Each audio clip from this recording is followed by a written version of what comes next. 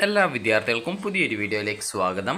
ഈ വർഷത്തെ +1 higher secondary, vocational higher secondary supplementary അലോട്ട്മെൻറ്റിനായിട്ടുള്ള അപേക്ഷകൾ വിദ്യാർത്ഥികൾക്ക് ഇന്ന് മുതൽ ജൂലൈ 4 തീയതി വരെ, അതായത് ഇന്ന് ജൂലൈ 2 തീയതിയാണ്. അപ്പോൾ 3, 4 തീയതികളിലായിട്ട് 4 തീയതി വൈകുന്നേരം 4 മണി വരെ ഓൺലൈനായിട്ട് hscap.kerala.gov.in എന്ന വെബ്സൈറ്റ് വഴി ഹയർ സെക്കൻഡറിയിലേക്കും vhscap.kerala.gov.in എന്ന വെബ്സൈറ്റ് വഴി വൊക്കേഷണൽ ഹയർ സെക്കൻഡറിയിലേക്കും സപ്ലിമെൻ്ററി അലോട്ട്മെൻറ്റിനായിട്ട് അപേക്ഷിക്കാവുന്നതാണ്.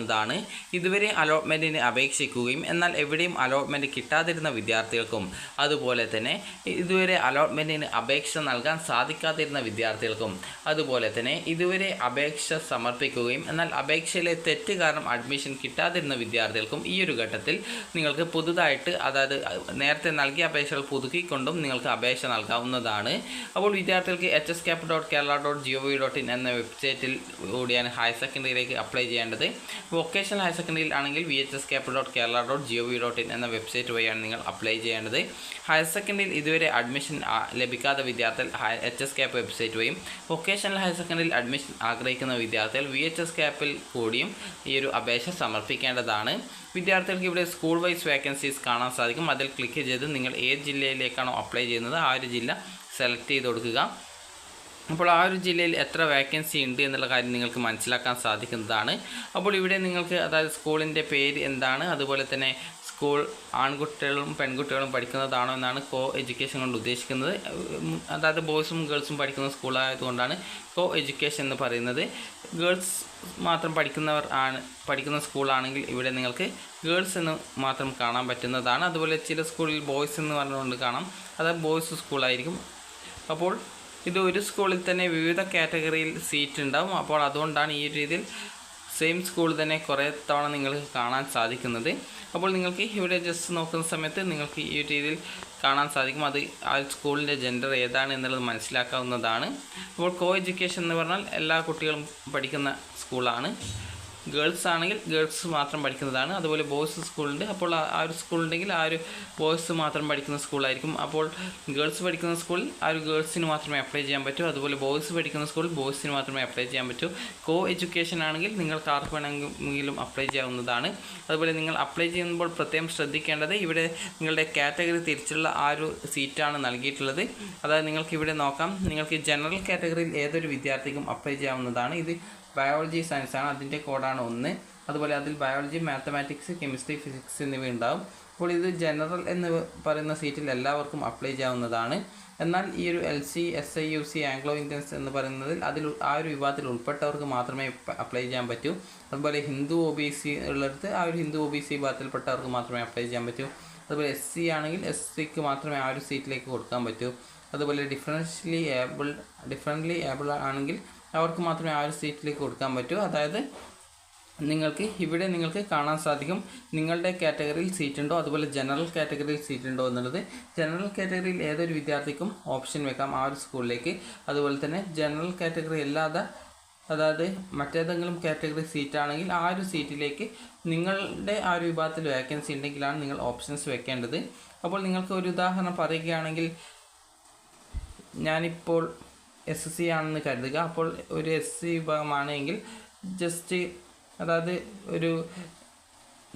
ജസ്റ്റ് ഒരു കുട്ടി SC ആണെന്ന് കരുതുക. അപ്പോൾ ആ ഒരു കുട്ടി ഒരു പെൺകുട്ടിയാണെന്ന് കരുതുക, കാരണം ഇത് ഗേൾസ് സ്കൂളാണ്. അപ്പോൾ അതുകൊണ്ടാണ് ആ ഒരു രീതിയിൽ പറയുന്നത്. അപ്പോൾ SC വിഭാഗത്തിലാണെന്ന് കരുതുക. അപ്പോൾ അങ്ങനെയെങ്കിൽ ഇപ്പോൾ ഈ ഒരു സ്കൂൾ അപ്ലൈ ചെയ്യാം. അതുപോലെ തന്നെ ഈ ഒരു സ്കൂളിൽ തന്നെ, അതായത് ജനറൽ സീറ്റ് നോക്കുന്ന സമയത്ത് അവിടെയും സീറ്റ് വേക്കൻസി ഉണ്ട്. അപ്പോൾ ആ ഒരു ജനറൽ സീറ്റിലേക്ക് കൂടി ഓപ്ഷൻ വെക്കാൻ സാധിക്കും. അപ്പോൾ ഞാൻ ഓപ്ഷൻ വെക്കുന്ന സമയത്ത് ആ ഒരു സ്കൂൾ കോഡ്, അതായത് 1002 ആണ്. 1002 സ്കൂൾ നൽകുന്നു. അതിനുശേഷം മറ്റൊരു കുട്ടിക്ക് വേണ്ടിയിട്ടാണ് ഈ ഒരു കാര്യം ചെയ്യുന്നത്. അപ്പോൾ അതുകൊണ്ട് തന്നെ ജസ്റ്റ് ഗേൾസ് സ്കൂൾ ആയതുകൊണ്ട് ഗേൾസിന് മാത്രമേ അപ്ലൈ ചെയ്യാൻ പറ്റൂ. അക്കാര്യം പ്രത്യേകം ശ്രദ്ധിക്കേണ്ടതാണ്. അപ്പോൾ ഈ ഒരു സ്കൂളിൻ്റെ കോഡ് 1002 ആണ്. അപ്പോൾ ഇവിടെയുള്ള ആ ഒരു കോഴ്സ് എന്ന് പറയുന്നത് ബയോളജി സയൻസ് ആണ്. അപ്പോൾ ബയോളജി സയൻസ് ഇവിടെ ഓപ്ഷൻ വെക്കുന്നു.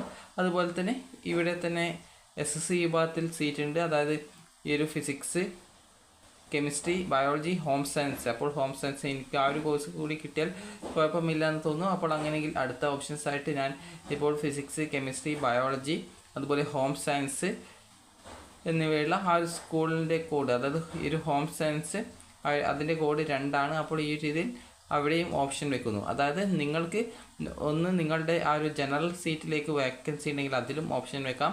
അതുപോലെ നിങ്ങളുടെ കാറ്റഗറി ഏതാണ് അതിൽ കൂടി ഓപ്ഷൻ വെക്കാം എന്നുള്ളതാണ് നിങ്ങൾക്ക് ഇതുമായി പറഞ്ഞു തരുന്നത്. അപ്പോൾ സിമ്പിളായിട്ട് നിങ്ങൾക്ക് മനസ്സിലാക്കാൻ വേണ്ടിയിട്ടാണ് ഈ ഒരു കാര്യം പറഞ്ഞിട്ടുള്ളത്. അപ്പോൾ നിങ്ങൾ ഒരു ഗേൾസ് ആണെങ്കിൽ മാത്രമേ ഗേൾസ് സ്കൂളിൽ അപ്ലൈ ചെയ്യാൻ പറ്റുള്ളൂ. എല്ലാ ബോയ്സ് ആണെങ്കിൽ ബോയ്സ് സ്കൂളും കോ എഡ്യൂക്കേഷനിൽ വെക്കാം. കോ എഡ്യൂക്കേഷൻ സ്കൂളിൽ നിങ്ങൾക്ക് എല്ലാ വിദ്യാർത്ഥികൾക്കും അപ്ലൈ ചെയ്യാൻ സാധിക്കുന്നതാണ്. അപ്പോൾ അക്കാര്യം വിദ്യാർത്ഥികൾ പ്രത്യേകം ശ്രദ്ധിക്കുക. അപ്പോൾ ഇതിൽ നിങ്ങൾക്ക് ജനറൽ സീറ്റിൽ നിങ്ങൾക്ക് അപ്ലൈ ചെയ്യാൻ സാധിക്കും. അതുപോലെ തന്നെ നിങ്ങൾക്ക് നിങ്ങളുടെ കാറ്റഗറി ഏതാണ് അതിനനുസരിച്ച് അതിൽ ആ ഒരു വാക്കൻസിയിലേക്ക് കൂടി ഓപ്ഷൻ വെക്കാൻ സാധിക്കും.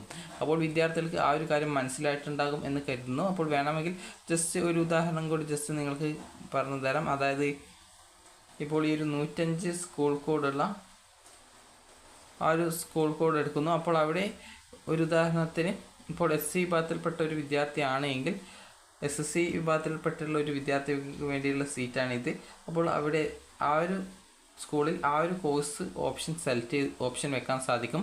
അതുപോലെ തന്നെ അവിടെ ജനറൽ കാറ്റഗറിയിലുള്ള ഒരു സീറ്റ് ഉണ്ട്. അപ്പോൾ ഇത് ഹിസ്റ്ററിയാണ്, ഹ്യൂമാനിറ്റീസ് ആണ്. അപ്പോൾ ഇവിടെ താല്പര്യമുണ്ടെങ്കിൽ അവിടെയും ഓപ്ഷൻസ് വെക്കാം. ആദ്യം തന്നെ നിങ്ങൾ ചെയ്യേണ്ടത് നിങ്ങൾക്ക് ഏതൊക്കെ സ്കൂളുകളിൽ നിങ്ങൾക്ക് ഏതൊക്കെ കോഴ്സുകൾക്കാണ് നിങ്ങളുടെ കാറ്റഗറിയിലും അതുപോലെ ജനറൽ കാറ്റഗറിയിലും സീറ്റ് ഉള്ളത് എന്നുള്ള സംബന്ധിച്ചുള്ള ഒരു ലിസ്റ്റ് തയ്യാറാക്കുക. അതിനുശേഷം മാത്രം നിങ്ങൾ അപേക്ഷ നൽകാൻ ശ്രദ്ധിക്കുക.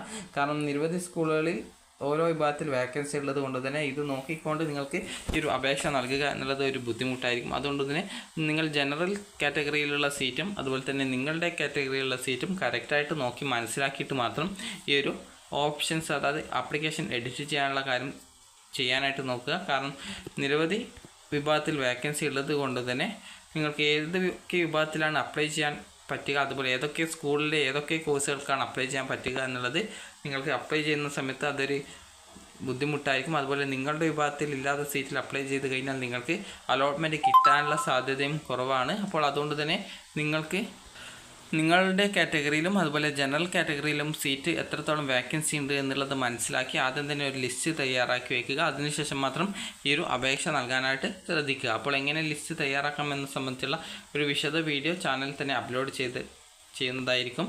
അപ്പോൾ വിദ്യാർത്ഥികൾക്ക് ആദ്യം തന്നെ നിങ്ങൾക്ക് പിന്നീട് ഇവിടെ കാണാനായിട്ട് സാധിക്കുന്നതാണ് നിങ്ങൾക്ക് വേണ്ടിയുള്ള നോട്ടിഫിക്കേഷനാണ്. അപ്പോൾ ജസ്റ്റ് അത് ഡൗൺലോഡ് ചെയ്ത് വായിച്ച് നോക്കുക. അപ്പോൾ നിങ്ങൾക്ക് അതായത് ആർക്കൊക്കെ അപേക്ഷിക്കാൻ പറ്റുമെന്നത് സംബന്ധിച്ചുള്ള ഡീറ്റെയിൽസാണ് ഇതിൽ കൊടുത്തിട്ടുള്ളത്. സപ്ലിമെൻ്ററി അലോട്ട്മെൻറ്റിനായിട്ടുള്ള അപേക്ഷാ സമർപ്പണം വിജ്ഞാപനം എന്ന് പറഞ്ഞുകൊണ്ട് കൊടുത്തിട്ടുണ്ട്. മുഖ്യ അലോട്ട്മെൻറ്റിൽ അപേക്ഷിച്ചിട്ടും അലോട്ട്മെൻറ്റ് ലഭിക്കാതിരുന്ന വിദ്യാർത്ഥികൾക്കും ഇതുവരെയും അപേക്ഷ നൽകാൻ കഴിയാതിരുന്ന വിദ്യാർത്ഥികൾക്കും സപ്ലിമെൻ്ററി അലോട്ട്മെൻറ്റിന് 2024 ജൂലൈ 2 രാവിലെ 10 മണി മുതൽ അപേക്ഷിക്കാവുന്നതാണ്.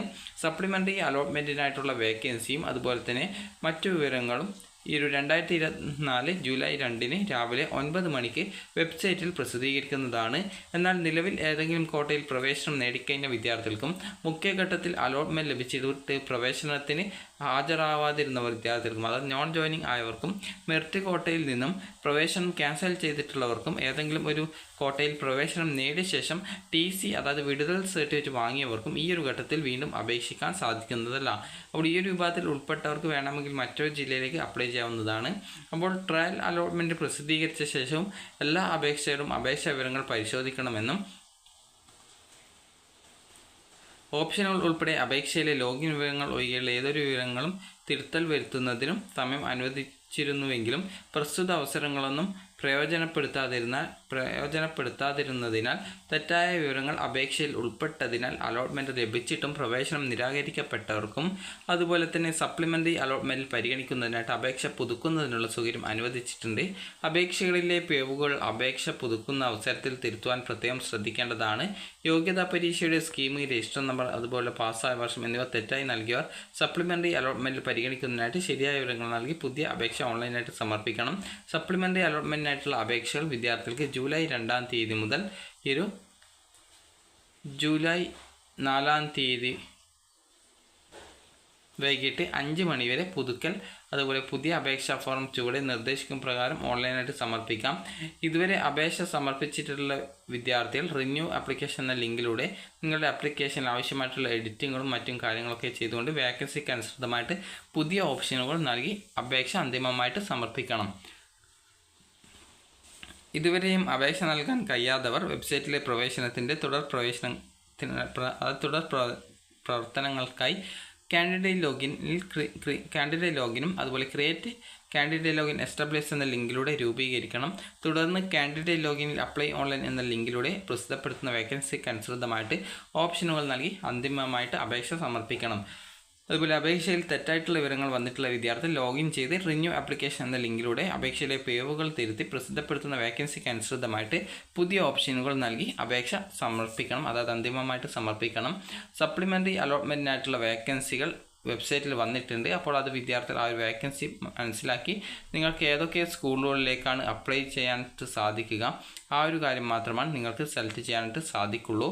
അപ്പോൾ വിദ്യാർത്ഥികൾക്ക് ഈ ഒരു വീഡിയോ ഉപകാരപ്രദമായിട്ടുണ്ടെന്ന് കരുതുന്നു. അപ്പോൾ നിങ്ങൾക്ക് എന്തെങ്കിലും സംശയമുണ്ടെങ്കിൽ അടുത്തുള്ള സ്കൂൾ ഹെൽപ്പ് ഡെസ്കുമായി കോൺടാക്റ്റ് ചെയ്ത് കഴിഞ്ഞാൽ എല്ലാ വിധത്തിലുള്ള സംശയങ്ങളും മാറ്റാൻ സാധിക്കുന്നതായിരിക്കും. അപ്പോൾ വിദ്യാർത്ഥികൾക്ക് ഈ ഒരു വീഡിയോ ഉപകാരപ്രദമായിട്ടുണ്ടെങ്കിൽ ലൈക്ക് ചെയ്യുക, ഷെയർ ചെയ്യുക. Thank you for watching.